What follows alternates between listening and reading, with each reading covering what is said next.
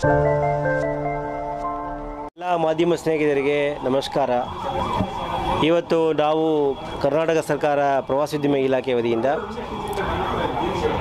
ನಮ್ಮ FKCCI ಅವರ ಒಂದಿಗೆ ಇವತ್ತು ನಾಳೆ ನಡೆಯಲಿರುವಂತಹ ದಕ್ಷಿಣ ಭಾರತ ಉತ್ಸವ 2024ರ ವ್ಯವಸ್ಥೆಯನ್ನು ಪರಿವೀಕ್ಷಣೆ ಮಾಡೋಕ್ಕೆ ಬಂದಿದ್ದೇವೆ. ನಮ್ಮೊಂದಿಗೆ FKCCI ಅಧ್ಯಕ್ಷರಾಗಿರುವಂತಹ ಶ್ರೀ ರಮೇಶ್ ಚಂದ್ರ ಲಗೋಟಿ ಅವರಿದ್ದಾರೆ.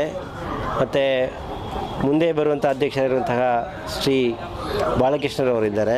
ಮತ್ತು ಟೂರಿಸಂ ಕೌನ್ಸಿಲ್ ಅಧ್ಯಕ್ಷರಿರುವಂತಹ ಷಣ್ಮುಗಮ್ ಅವರಿದ್ದಾರೆ. ಜೊತೆಗೆ ಉಪಾಧ್ಯಕ್ಷರಿರುವಂತಹ ಶ್ರೀ ಉಮಾರೆಡ್ಡಿ ಅವರಿದ್ದಾರೆ. ಈ ಥರ ನಮ್ಮ ಇಲಾಖೆಯ ಎಲ್ಲ ಅಧಿಕಾರಿ ಸಿಬ್ಬಂದಿಗಳು ಕೂಡ ಇದ್ದಾರೆ ಇವತ್ತು. ಸೊ ಇಲ್ಲಿ ವಿವಿಧ ಏನು ಚಟುವಟಿಕೆ ನಡೀತಾ ಇದೆ ಅದನ್ನು ವೀಕ್ಷಣೆ ಮಾಡೋಕ್ಕೆ ಬಂದಿದ್ದೇವೆ. ಈ ಒಂದು ಕಾರ್ಯಕ್ರಮ ದಕ್ಷಿಣ ಭಾರತ ಉತ್ಸವ 2024 ಏನು ಕಾರ್ಯಕ್ರಮ ಇದೆ, ಇದು ಪ್ರಥಮ ಬಾರಿ ದಕ್ಷಿಣ ಭಾರತದಲ್ಲಿ ಇಂತಹ ಒಂದು ದೊಡ್ಡ ಬೃಹತ್ ಒಂದು ಕಾರ್ಯಕ್ರಮ ಆಗ್ತಾ ಇದೆ. ಈ ಒಂದು ಕಾರ್ಯಕ್ರಮದ ಭಾಳ ಮುಖ್ಯ ಉದ್ದೇಶ ಏನಂದರೆ, ಕರ್ನಾಟಕ ಸರ್ಕಾರ ಮತ್ತು FKCCI ಅವರು ಇಬ್ಬರು ಕೈ ಸೇರಿಸಿ ಈ ಒಂದು south Indian states 7 sisters of south, ನಮ್ಮ ದಕ್ಷಿಣ ಭಾರತದಲ್ಲಿ 7 ಪ್ರಮುಖ ಸ್ಟೇಟ್ಸ್ ಮತ್ತು ಯೂನಿಯನ್ ಟೆರಿಟರೀಸ್ ಇದೆ. ಆ 7 ಪ್ರಮುಖ ರಾಜ್ಯಗಳಲ್ಲಿ ಇರುವಂತಹ ಪ್ರವಾಸೋದ್ಯಮ ಸ್ಥಳಗಳನ್ನು ನಾವು ಪಾಪ್ಯುಲರೈಸ್ ಮಾಡಬೇಕು ಮತ್ತು ಇಲ್ಲಿ ಪ್ರವಾಸೋದ್ಯಮ ಬೆಳೆಯಬೇಕು, ಪ್ರವಾಸೋದ್ಯಮಕ್ಕೆ ಜಾಸ್ತಿ ಒತ್ತು ಕೊಡಬೇಕಂತ ಒಂದು ಹಿನ್ನೆಲೆಯಲ್ಲಿ ಈ ಒಂದು ಕಾರ್ಯಕ್ರಮ ಹಮ್ಮಿಕೊಂಡಿದ್ದೇವೆ. ಯಾಕೆ ಈ ಸೌತ್ ಇಂಡಿಯನ್ ಕಾನ್ಸೆಪ್ಟ್ ತೊಗೊಂಡಿದ್ದೇವೆ ಅಂದರೆ, ಮುಖ್ಯವಾಗಿ ನಮ್ಮ ಸೌತ್ ಇಂಡಿಯಾದಲ್ಲಿ ಇರುವಂತಹ ಏನು ಕಲೆ, ಪಾರಂಪರ್ಯ ಮತ್ತು ನಮ್ಮ ಸಂಸ್ಕೃತಿ ಇದೆ, ಅದು ಭಾಳ ಒಕ್ಕಟ್ಟಾಗಿರುವಂಥ ವ್ಯವಸ್ಥೆ. ಹಾಗಾಗಿ ನಮ್ಮಲ್ಲಿರುವಂತಹ ಭಾಷೆ ಇರ್ಬೋದು, ನಮ್ಮ ಸಂಸ್ಕೃತಿ ಇರ್ಬೋದು, ನಮ್ಮ ಊಟದ ವ್ಯವಸ್ಥೆ ಇರ್ಬೋದು, ನಮ್ಮ ಕಲ್ಚರ್ ಇರ್ಬೋದು, ನಮ್ಮ ಮೊನಮೆಂಟ್ಸ್ ಇರ್ಬೋದು, ಎಲ್ಲದರಲ್ಲಿ ಎಲ್ಲೋ ಒಂದು ಕಡೆ ಸೌತ್ ಇಂಡಿಯನ್ ಕಲ್ಚರ್ ರಿಫ್ಲೆಕ್ಟ್ ಆಗ್ತಾ ಇದೆ. ಹಾಗಾಗಿ ಪ್ರವಾಸೋದ್ಯಮಕ್ಕೆ ಏನು ಒಂದು ಪ್ಲಾಟ್ಫಾರ್ಮ್ ಮಾಡಿಕೊಡ್ಬೇಕಂತ ಹೇಳಿ ಈ ಒಂದು ಪ್ರಕ್ರಿಯೆಯನ್ನು ನಾವು ಕರ್ನಾಟಕ ಸರ್ಕಾರ ವತಿಯಿಂದ, ಪ್ರವಾಸೋದ್ಯಮ ಇಲಾಖೆ ವತಿಯಿಂದ ನಾವು ಇದನ್ನು ಪ್ರಾರಂಭ ಮಾಡಿದ್ದೇವೆ.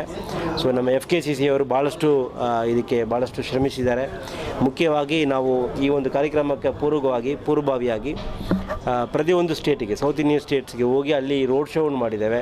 ತೆಲಂಗಾಣ ಹೈದರಾಬಾದ್ಗೆ ಹೋಗಿದ್ದೇವೆ, ಆಂಧ್ರ ಪ್ರದೇಶದಲ್ಲಿ ವಿಜಯವಾಡಗೆ ಹೋಗಿದ್ದೇವೆ, ಕೇರಳದಲ್ಲಿ ಕೊಚ್ಚಿಗೆ ಹೋಗಿ ರೋಡ್ ಶೋ ಮಾಡಿದ್ದೇವೆ, ಪಾಂಡಿಚೇರಿಯಲ್ಲಿ ಮಾಡಿದ್ದೇವೆ, ಚೆನ್ನೈನಲ್ಲಿ ಮಾಡಿದ್ದೇವೆ. ಈ ಥರ ಪ್ರತಿಯೊಂದು ರಾಜ್ಯಗಳಲ್ಲಿ ಕೂಡ ನಮ್ಮ FKCCI ಮತ್ತು ಕರ್ನಾಟಕ ಪ್ರವಾಸೋದ್ಯಮ ಇಲಾಖೆ ಸೇರಿ ಒಂದು ರೋಡ್ ಶೋವನ್ನು ಮಾಡ್ಕೊಂಡು ಬಂದಿದ್ದೇವೆ. ಇದರಿಂದ ಭಾಳಷ್ಟು ಪ್ರವಾಸೋದ್ಯಮ ಬಂಡವಾಳಶಾಹಿಗಳಿಗೆ, ಉದ್ದಿಮೆದಾರರಿಗೆ ಅನುಕೂಲ ಆಗೋದಕ್ಕೆ ವ್ಯವಸ್ಥೆಯನ್ನು ಕಲ್ಪಿಸಿಕೊಟ್ಟಿದ್ದೇವೆ.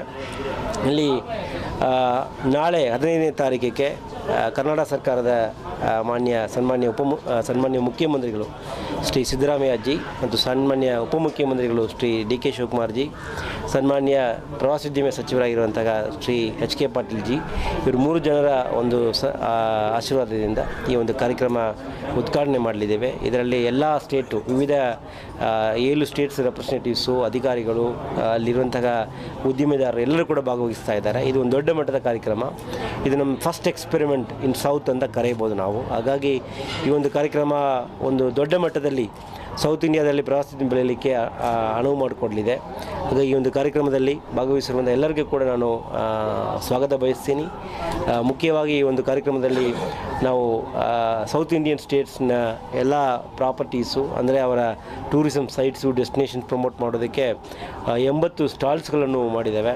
ಅದರ ಜೊತೆಗೆ 7 ಸ್ಟೇಟ್ಸಿಂದ ಪೆವಿಲಿಯನ್ಸ್ ಮಾಡ್ತಾಯಿದ್ದೀವಿ. ಪೆವಿಲಿಯನ್ ಅಂದರೆ ಆ ಸ್ಟೇಟ್ಸಲ್ಲಿರುವಂಥ ಪ್ರವಾಸೋದ್ಯಮ ಪಾಲಿಸಿ ಬಗ್ಗೆ, ಪ್ರವಾಸೋದ್ಯಮ ಸ್ಥಳಗಳ ಬಗ್ಗೆ ಯಾವ ಥರ ಪ್ರೋತ್ಸಾಹ ಕೊಡ್ತಾ ಇದ್ದಾರೆ ಅಂತ ಜನರಿಗೆ ತಿಳುವಳಿಕೆ ಕೊಡೋದಕ್ಕಾಗಿ ಪೆವಿಲಿಯನ್ಸ್ ಮಾಡಿದ್ದೇವೆ. ಜೊತೆಗೆ ಸೌತ್ ಇಂಡಿಯನ್ ಫುಡ್ಸನ್ನು ಡೆಮಾನ್ಸ್ಟ್ರೇಟ್ ಮಾಡೋಕ್ಕೆ ಫುಡ್ ಮೇಳ ಮಾಡ್ತಾಯಿದ್ದೀವಿ. ಜೊತೆಗೆ ಇಲ್ಲಿ ಸೌತ್ ಇಂಡಿಯನ್ ಕಲ್ಚರಲ್ ಆ್ಯಕ್ಟಿವಿಟೀಸನ್ನು ಪ್ರಮೋಟ್ ಮಾಡೋಕ್ಕೆ ನಾಳೆ ಸಂಜೆ 15ನೇ ತಾರೀಕು ಸಂಜೆಗೆ 6:30ಗೆ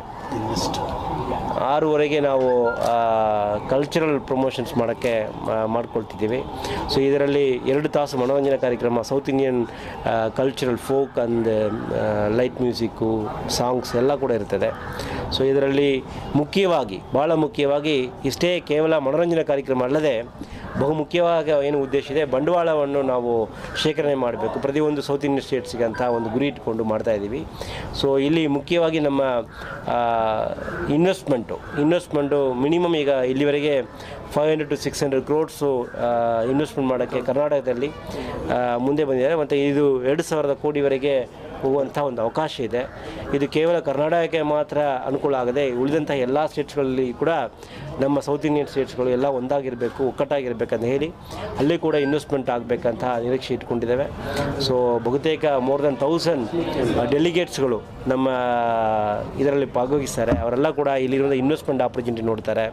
ಕರ್ನಾಟಕ ಸರ್ಕಾರದಿಂದ 388 ಏಕರ್ನಲ್ಲಿ 560 ಕೋಟಿ ರೂಪಾಯಿ ಬಂಡವಾಳ ಮಾಡುವಂಥ ಅವಕಾಶವನ್ನು ಉದ್ಯಮಿದಾರರಿಗೆ ಕಲ್ಪಿಸಿಕೊಡ್ತಾ ಇದ್ದೀವಿ. ಈ ರೀತಿ ಇದು 2 ದಿವಸ ನಡೀತಿದೆ, 15ನೇ ತಾರೀಕು ಮತ್ತು 16ನೇ ತಾರೀಕು 2 ದಿವಸ ನಡೀತಿದೆ. ಈ ಕಾರ್ಯಕ್ರಮಕ್ಕೆ ಎಲ್ಲರನ್ನೂ ಕೂಡ ಸ್ವಾಗತಿಸ್ತೀವಿ. ಈ ಟ್ರಾವೆಲ್ ಇಂಡಸ್ಟ್ರೀಸ್ನಲ್ಲಿರೋರು ಕೂಡ ಬರ್ಬೋದು, ಆಮೇಲೆ ಬೈಯರ್ಸ್ ಸೆಲ್ಲರ್ಸ್ ಅಂತ ಕರಿತೀವಿ, ಅವರು ಕೂಡ ಬರೀಬೋದು. ಕೇವಲ ಕರ್ನಾಟಕದಲ್ಲಿ ಇರುವವರು ಮಾತ್ರ ಅಲ್ಲ, south Indian states, north Indian States ಇರೋರು ಕೂಡ ಸೌತ್ ಇಂಡಿಯಾದಲ್ಲಿ ಯಾರು ಟೂರಿಸಮ್ ಪ್ಯಾಕೇಜನ್ನು ಆಪ್ರೇಟ್ ಮಾಡಬೇಕಂತ ಅಂದ್ಕೊಳ್ತಿದ್ದಾರೆ ಅವ್ರಿಗೆ ಕೂಡ ಇದು ಒಂದು ಒಳ್ಳೆಯ ವೇದಿಕೆ ಆಗುತ್ತೆ. ಹಾಗಾಗಿ ಟೂರಿಸಮ್ ಒಟ್ಟಾರೆ ಈ ಒಂದು ವ್ಯವಸ್ಥೆ ಒಂದು ಹೊಸ ಪ್ರಯತ್ನ. ಈ ಪ್ರಯತ್ನದಲ್ಲಿ FKCC ಅವರ ಪಾತ್ರ ಭಾಳ ಮುಖ್ಯ ಇದೆ. ನಮ್ಮ ಕರ್ನಾಟಕ ಸರ್ಕಾರದೊಂದಿಗೆ ಅವರು ನಾವು ಇಬ್ಬರು ಸೇರಿ ಕೈ ಸೇರಿಸಿ ಒಂದು ಕಾರ್ಯಕ್ರಮ ಮಾಡ್ತಾ ಇದ್ದೀವಿ. ಸೊ ಒಟ್ಟಿನಲ್ಲಿ ಈ ಕಾರ್ಯಕ್ರಮ ಸಫಲೀಕರಣ ಆಗುತ್ತೆ, ಸಫಲ ಆಗುತ್ತೆ ಅಂತ ಹೇಳಿ ಈ ಸಂದರ್ಭದಲ್ಲಿ ಅದು ಯಶಸ್ವಿ ಆಗಲಿ ಅಂತ ಹಾರೈಸ್ತೀನಿ. ತಮ್ಮೆಲ್ಲರ ಸಹಕಾರವನ್ನು ಕೋರ್ತೀನಿ. ಮಾಧ್ಯಮ ಸ್ನೇಹಿತರು ಕೂಡ ಇದು ಭಾಳ ಮುಖ್ಯ ಪಾತ್ರ ವಹಿಸ್ತೀರಾ. ಸೊ ನಾವು ಬೇರೆ ಬೇರೆ ರಾಜ್ಯಗಳಿಗೆ ಹೋದಾಗ ದೊಡ್ಡ ಮಟ್ಟದಲ್ಲಿ ಅಲ್ಲಿರುವಂಥ ಸ್ಥಳೀಯ ಮಾಧ್ಯಮದವರು ಭಾಳ ಸಹಕಾರ ಕೊಟ್ಟಿದ್ದಾರೆ. ಇಲ್ಲಿ ನಮ್ಮ ಕರ್ನಾಟಕ ರಾಜ್ಯದ ಮಾಧ್ಯಮದವ್ರಿಗೆ ಮತ್ತು ನ್ಯಾಷನಲ್ ಲೆವೆಲ್ ಮೀಡಿಯಾದವ್ರಿಗೆ ಈ ಒಂದು ಏನು ಸೌತ್ ಇಂಡಿಯನ್ ಸ್ಟೇಟ್ಸ್ ಒಕ್ಕೂಟ ಇದೆ, ದಕ್ಷಿಣ ಭಾರತ ಉತ್ಸವ ಏನು ಪ್ರವಾಸೋದ್ಯಮ ಬೆಳೀಲಿಕ್ಕೆ ಮಾಡ್ತಾಯಿದ್ದೀವಿ, ಅದಕ್ಕೆ ಸಾಕಷ್ಟು ಸಹಕಾರ ಕೊಡಬೇಕಂತ ಈ ಸಂದರ್ಭದಲ್ಲಿ ಕೋರ್ತೀನಿ.